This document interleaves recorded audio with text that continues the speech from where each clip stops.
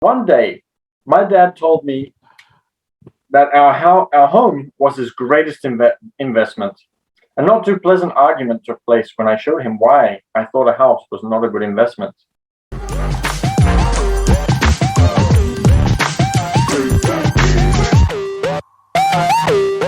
Hello, everybody, and we are doing another reading today, Rich Dad, Poor Dad. And on the Zoom, it's very difficult to actually get the book on the screen. There we go. We have to make it think that it's actually a part of my body. Rich Dad, Poor Dad. We're in chapter 2, which is extremely exciting. I am really enjoying this book and giving my commentary. And later on at the end, I'll also share how you can share your thoughts and whether you've read the book, whether you've learned some lessons, whether you've made some mistakes, whatever is going on for you with regards to the book. But let's get into it. We are almost at the end of chapter 2, I believe, and we'll pick up from where we left off. One day, my dad told me that our home was his greatest investment. A not too pleasant argument took place when I showed him why I thought a house was not a good investment. The above diagram illustrates the difference in perception between my rich dad and my poor dad when it came to their homes. One dad thought his house was an asset, the other dad thought it was a liability, and it just shows I can't get the Zoom to work. There we go. It just shows that one house is in the asset column and the other one is in the liability column. I remember when I drew the first diagram for my dad, showing him the direction of cash flow. I also showed him the ancillary expenses that went along with owning the home. A bigger home meant bigger expenses, and the cash flow kept going out through the expense column. And there's a diagram of that one just there. Oops. There we go. So you can see that it's a liability and it goes straight to the expenses. It doesn't bring any income, this house that you buy for yourself. Today, people are still challenged on the idea of a house not being an asset. I know that for many people, it is their dream as well as their largest investment. And owning your own home is better than nothing. I simply offer an alternate way of looking at this popular dogma. If my wife and I were to buy a bigger, flashier house, we realize it wouldn't be an asset. It would be a liability since it would take money out of our pocket. So here's the argument I put forth.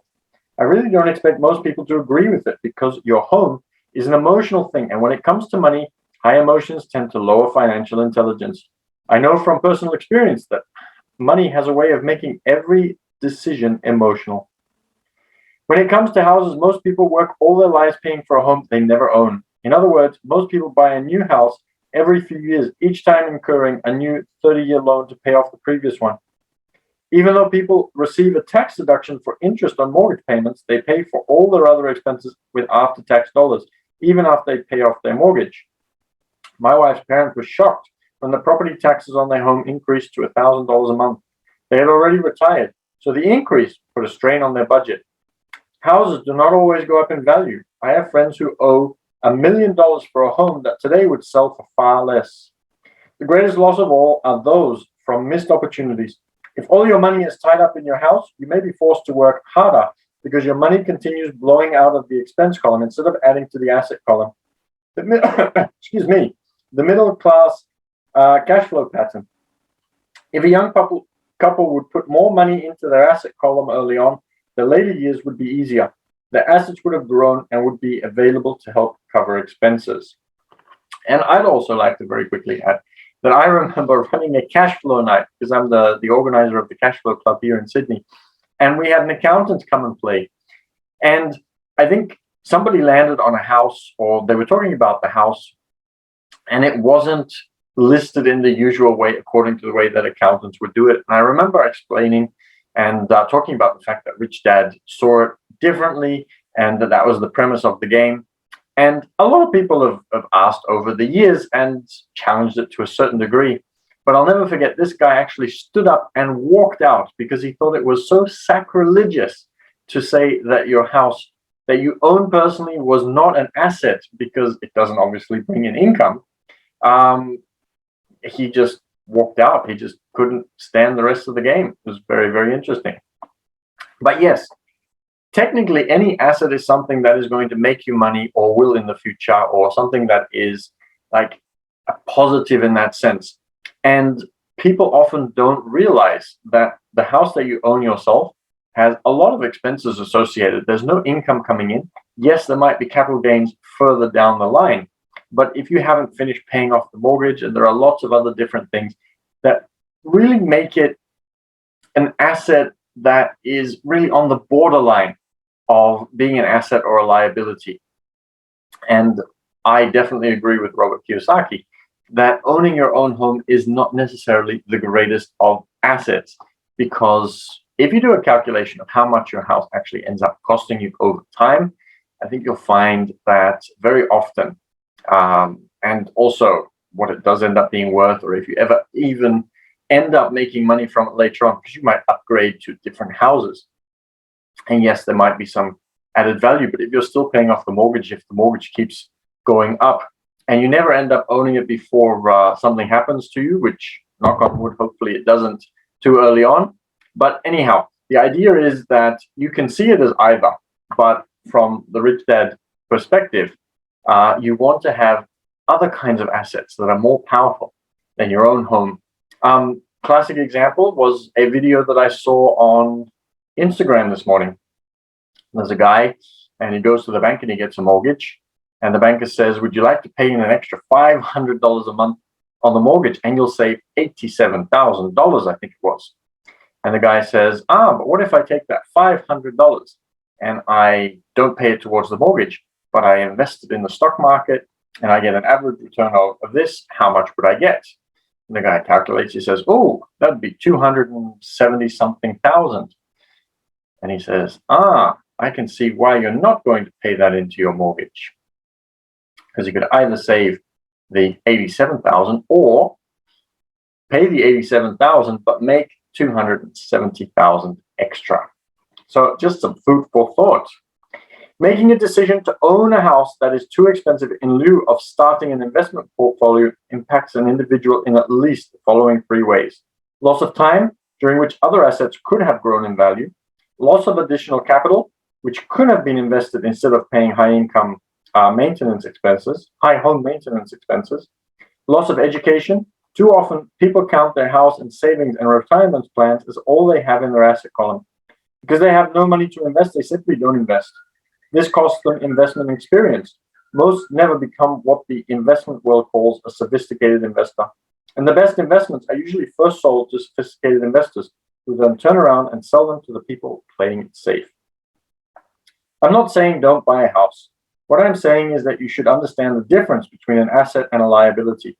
When I want a bigger house, I first buy assets that will generate the cash flow to pay for the house. My educated dad's personal finance statement best demonstrates the life of someone caught in the rat race. His expenses match his income, never allowing him enough left over to invest in assets. As a result, his liabilities are larger than his assets. In the illustrations below, the left shows my poor dad's income statement. It is worth 1,000 words. It shows that his income and expenses are equal, while his liabilities are larger than his assets. My rich dad's personal statement on the right reflects the results of a life dedicated to investing and minimizing liabilities.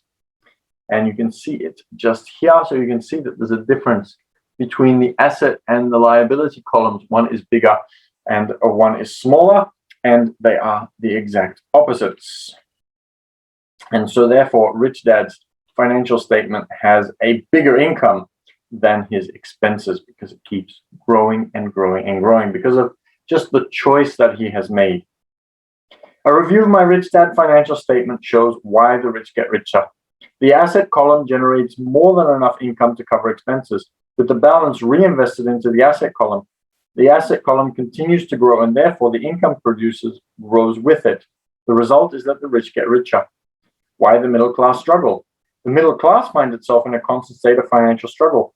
Their primary income is through their salary. As their wages increase, so do their taxes. Their expenses tend to increase in proportion to their salary increase, hence the phrase, the rat race. They treat their home as their primary asset instead of investing in income-producing assets. This pattern of treating your home as an investment and the philosophy that a pay rise means you can buy a larger home or spend more is the foundation of today's debt-ridden society. Increased spending throws families into greater debt and into more financial uncertainty, even though they may be advancing in their jobs and receiving pay raises. This is high-risk living caused by weak financial education. The massive loss of jobs in recent times proves how shaky the middle class really is financially. Company pension plans are being replaced by 401k plans, which is what they already did in Australia with super many years ago. Social Security is obviously in trouble and can't be relied upon as a source for retirement. Panic has set in for the middle class, and I think it's only getting worse, especially with the amount of money that's being printed and other things that are happening right now. Today, mutual funds are popular because they supposedly represent safety. Average mutual fund buyers are too busy working to pay taxes and mortgages, save for their children's college fund, and pay off credit cards. They don't have time to study investing, so they rely on the expertise of the manager of a mutual fund. Also, because the mutual fund includes many different types of investments, they feel their money is safer because it is diversified. This educated middle class subscribes to the dogma put out by mutual fund brokers and financial planners. Play it safe, avoid risk. And I'm actually going to be making a video about that a little bit later, since that is the topic for the day, based off of some questions that some of the cash flow players have been asking. So it's quite interesting. And we'll talk about mutual funds and different other ways of doing it. But we're going to have a look at how much to invest and why people want to do things in a risky or less risky way. And I'll talk about an example of somebody who is the brother of a friend of mine who, obviously has a bit more risk profile than a lot of other people. And he did not diversify. So keep an eye out for that video. And on YouTube, make sure you hit subscribe if you're watching this on YouTube, or if you go back to watch it on YouTube or want to watch that video that I'm talking about. If you hit subscribe, you'll get notification when that video is up. The real tragedy is that the lack of early financial education is what creates the risk faced by average middle-class people. The reason they have to play it safe is because their financial positions are tenuous at best. Their balance sheets are not balanced. Instead, they are loaded with liabilities and have no real assets that generate income. Typically, their only source of income is their paycheck. Their livelihood becomes entirely dependent on their employer. So when genuine deals of a lifetime come along, these people can't take advantage of them because they are working so hard, are taxed to the max, and are loaded with debt. As I said at the start of this section, the most important rule is to know the difference between an asset and a liability. Once you understand the difference, concentrate your efforts on buying income-generating assets. That's the best way to get started on a path to becoming rich. Keep doing that, and your asset column will grow. You do need to buy the right assets. I see very often that people will go out and they have learned this lesson and they go out and they buy assets, what they think are assets, and they just don't buy ones that are actually going to grow at a good rate, or they buy ones that are dud, or they end up getting scammed. And then they start pulling back from the whole idea of investing in assets. So you need to also do your education. Don't just run out and buy any kind of asset. You have to learn what is good and what is not, and to beware of the red flags. Keep liabilities and expenses down so more money is available to continue pouring into the asset column. Soon the asset base will be so deep that you can afford to look at more speculative investments. Investments that may have returns of 100% to infinity. $5,000 investments that are soon turned into $1 million or more. Investments that the middle class calls too risky. The investment is not risky for the financial literate. If you do what the masses do, you get the following picture. And it has a picture of income, work for the company salary, expenses, work for the government taxes, and liabilities, work for the bank mortgage. And as an employee who's also a homeowner, your working efforts are generally as follows. You work for the company. Employees make their business owner or the shareholders rich, not themselves. Your efforts and success will help provide for the owner's success and retirement, unless you can prove that you are earning the company more, and then you can ask for either a percentage or a wage increase. And there are different other things that you can do. Because there's nothing wrong with working, but it's always good to have a plan B. And if you are savvy enough, it is always better to be the investor and the business owner as opposed to the person working for somebody if you have that skill set. You work for the government. The government takes its share from your paycheck before you even see it. By working hard, you simply increase the amount of taxes taken by the government. Most people work from January to May just for the government. And you work for the bank. After taxes, your next large expense is usually your mortgage and credit card debt. The problem with simply working harder is that each of these three levels takes a greater share of your increased efforts. You need to learn how to have your increased efforts benefit you and your family directly. Once you have decided to concentrate on minding your own business, focusing your efforts on acquiring assets instead of a bigger paycheck, how do you set your goals? Most people must keep their job and rely on their wages to fund their acquisition of assets. As their assets grow, how do they measure the extent of their success? When does somebody know that they are rich, that they have wealth? And let's just see how much. Oh, this is the last page. So we'll just read the last page. As well as having my own definitions for assets and liabilities, I also have my own definition for wealth. Actually, I borrowed it from a man named R. Buckminster Fuller. Some call him a quack and others call him a genius. Years ago, he got architects buzzing because he applied for a patent for something called geodesic dome. But in the application, Fuller also said something about wealth. It was pretty confusing at first, but after reading it, it began to make some sense. Wealth is a person's ability to survive so many number of days forward, or if I stopped working today, how long could I survive? Unlike net worth, which is the difference between your assets and liabilities and often filled with a person's expensive junk and opinions of what things are worth, this definition creates the possibility for developing a truly accurate measure. I could now measure and know where I was in terms of my goal to become financially independent. Although net worth often includes non-cash producing assets like stuff you bought that now sits in your garage, wealth measures how much money your money is making and therefore your financial survivability. Wealth is the measure of the cash flow from the asset column compared with the expense column. Let's use an example. Let's say I have cash flow from my asset column of $1,000 a month, and I have monthly expenses of $2,000. What is my wealth? Let's go back to Buckminster Fuller's definition. Using his definition, how many days forward can I survive? Assuming a 30-day month, I have enough cash flow for half a month. When I achieve $2,000 a month cash flow from my assets, then I will be wealthy. So while I'm not rich yet, I am wealthy. I now have income generated from assets each month that fully cover my monthly expenses. If I want to increase my expenses, I must first increase my cash flow to maintain this level of wealth. Also note that it is at this point that I'm no longer dependent on my wages. You can tell your boss to get lost, jump in the lake, go do whatever you want them to do. Also note that at this point, I'm no longer dependent on my wages. I have focused on and being successful in building an asset column that has made me financially independent.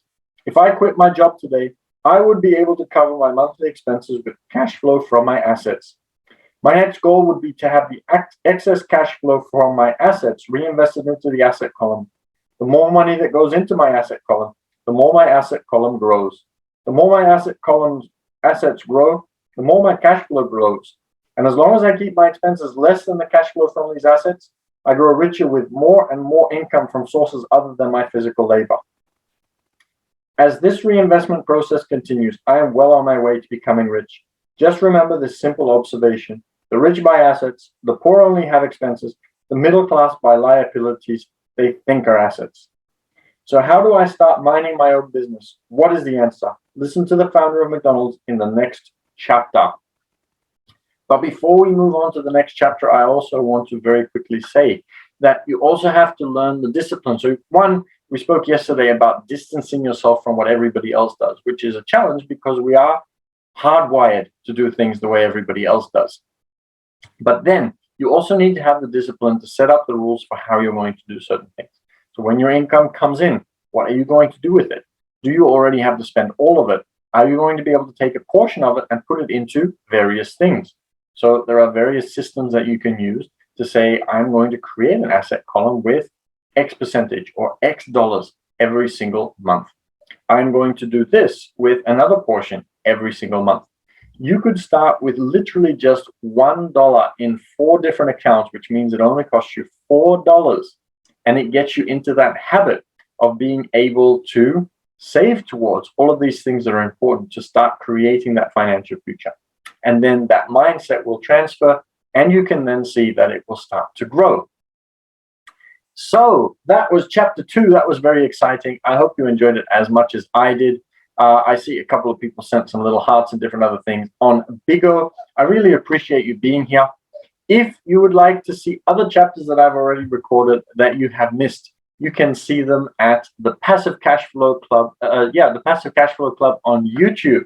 And I'd love to get your comments and thoughts there as well. So feel free to watch the videos and type in some comments. And make sure, as I said before, that you subscribe, because I've got a couple of other videos that I'm going to make today that will probably be uploaded tomorrow or the day after. And you will be notified if you are subscribed so that you can come and watch them. Now, if you would like to get in touch personally, or if you'd like to know more about that cash flow club that I run, that I was telling you about earlier as well as the more advanced online version, which has more realism than the game itself, then I would love to hear from you. And I would love to hear from you about anything. Your thoughts on Rich Dad, Poor Dad, some of the experiences you've had, all of those different things. And you can reach me on Instagram. You can get in touch through business_team_the6_official. And you can personally message me. You can see what I'm up to and see some of the other content that I am sharing, in order to be able to motivate you and give you some thoughts on things that you can do in order to be able to take your investing to the next level or get started. And so I would love to see you there. Send me a message and let me know if you'd like to get some more information about cash flow as well. And I can get my VA, my virtual assistant, to send you the details. And I love having you here, and I'd love to have you there as well, and see your journey in 2022 and what you get up to, and see the amazing things that you achieve once you start applying the discipline of some of these things that we are discussing in Rich Dad, Poor Dad. And I'm also looking forward to reading other books for you, not just Rich Dad, Poor Dad. I love seeing people understand the concepts and start creating a life that they truly deserve, the kind of life that you can achieve amazing things that you see other people achieving that you might want for yourself. And it is possible for anybody to do. I know people who you would probably say were not that smart, and I know that they have done things like this. So thanks again for joining. I would love to see you in different places, and I really appreciate you being here.